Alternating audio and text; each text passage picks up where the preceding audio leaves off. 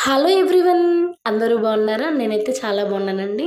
Chicken తినబుద్ధి అవుతుందంటే మా ఆయన చికెన్ తీసుకొచ్చిండు. అసలు ఈ సమ్మర్లో చికెన్ తినకపోవడమే బెటర్. లేనిపోని రోగాలన్నీ వస్తాయి కోళ్ళకి ఈ సమ్మర్లో. బతికున్న కోళ్ళని కోస్తారో చచ్చిపోయిన కోళ్ళని కోస్తారో మనకు తెలియదు. ఎంత తినొద్దనుకున్న పానం లాగుతూనే ఉంటుంది కదా. అదేందో గలీజ్ తిండే మనకు నచ్చుతుంది. మంచి ఫుడ్ అయితే మాత్రం పక్కన పెట్టేస్తాం. కొన్ని తినొద్దు తినొద్దు అనుకుంటూ నా మైండ్ అయితే మస్తు కంట్రోల్ చేస్తా. అయినా కొన్ని సందర్భాల్లో ఈ ఒక్కసారికే కదా తింటేమైతుందని చెప్పి తింటా.